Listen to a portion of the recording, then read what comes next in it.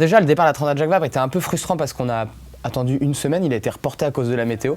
Et ça a été libérateur. On fait un super départ, on fait une première nuit plutôt correcte parce qu'on est aux avant-postes avec Félix. Et puis au petit matin, tout chavire, tout bascule, enfin tout s'arrête. C'est le drame parce qu'on voit de l'eau dans le bateau. On n'a rien senti, on a entendu un tout petit crack, mais vraiment, ça nous a à peine alertés. Je vais aller voir devant, mais à aucun moment donné, je me suis dit que j'allais découvrir quelque chose de grave, quoi. Et là, quand je passe la tête en avant du puits de quille, il y avait de l'eau, il y avait 1 mètre d'eau partout, quoi. Et ça, c'est vraiment une vision d'horreur pour un marin. Et bah là, on se dit que c'est fini, en fait. On fait gîter le bateau pour pas que l'eau rentre. Le premier stress, déjà, c'était de ramener le bateau, parce que le bateau était en train de couler concrètement. Donc déjà, quand on a vu toute cette eau, moi, mon premier réflexe, c'était un peu de me dire comment est-ce qu'on évacue. Là, le bateau, il va partir au fond de l'eau. Très rapidement, on vire de bord, un peu un réflexe qu'on a eu avec Félix, et on constate que l'eau arrête de rentrer dans le bateau parce que la brèche se retrouve hors de l'eau. Donc à partir de là, on peut commencer à réfléchir à autre chose. Mais on sait que la course est finie.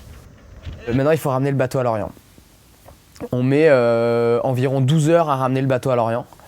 Et le sentiment que j'ai eu quand j'ai posé le pied à terre, c'était un énorme sentiment de soulagement parce qu'au-delà de la compétition, de la course, tout ça, il y a quand même un bateau qui est l'outil principal du Vendée Globe qui va arriver en 2024.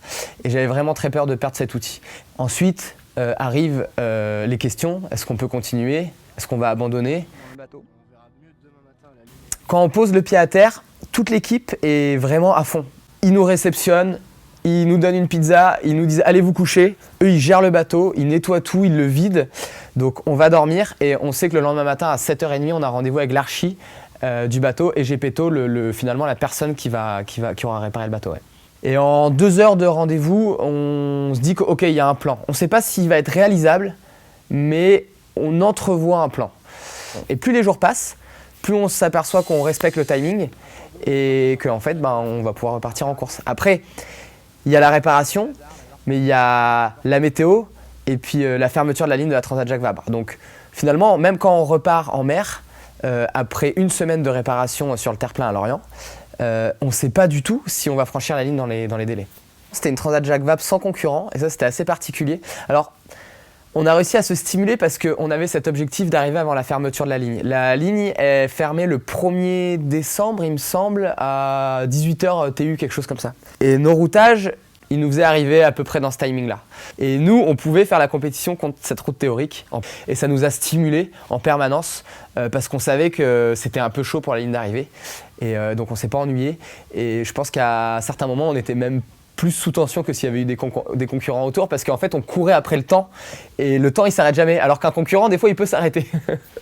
La veille de notre arrivée, la dernière nuit de notre Transat Jacques Vabre, on croise la flotte des IMOCA qui était partie sur le retour à la base. Et là en fait pour moi psychologiquement c'était hyper dur de les croiser parce que je me dis c'est pas que j'ai du retard, c'est qu'ils ont déjà fait toute la distance que moi je dois faire pour franchir la ligne et repartir. Donc c'était colossal. Je mets un peu des œillères, je me dis ok, n'y pense pas. La seule chose à laquelle tu dois penser, c'est que ton escale elle doit être la plus courte possible. Donc on arrive en Martinique et 8 heures plus tard on repart. Le départ du retour à la base a été vraiment hyper dur parce que je suis arrivé en Martinique à 8 heures du matin. Et à 17h, j'étais reparti. Donc mon corps a commencé à se relâcher parce que quand même faire une transat, c'est pas anodin.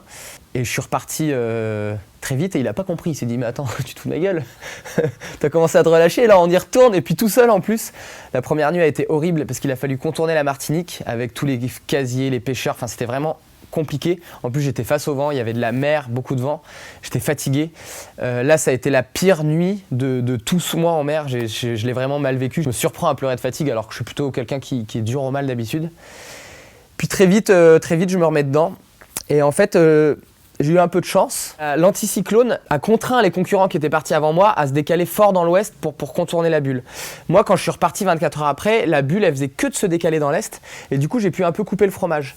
Et ce fromage-là que je coupe, il me ramène à 100 000 du dernier concurrent au bout de 2 jours de course. Au bout de 4 jours de course, je double le dernier concurrent. Je rattrapais, quoi. J'étais en chasse.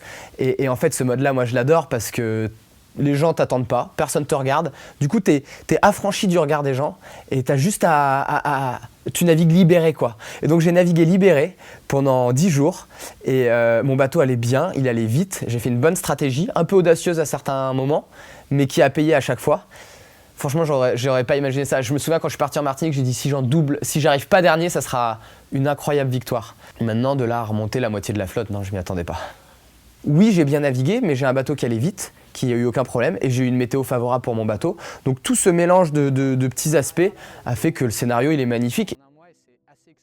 Moi, ce que j'en retiens de ces 2 transats, même pas que du retour, c'est que, alors certes, à mon niveau, à mon échelle, je suis bien sur le bateau, je suis bien en mer.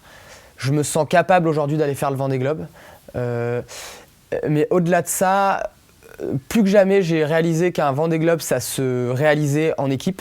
Alors c'est vrai qu'on a écrit le mot résilience sur le bateau, mais je crois que ce qui ressort le plus, c'est la ténacité. Parce qu'on a eu pas mal de moments où vraiment tout a failli s'arrêter.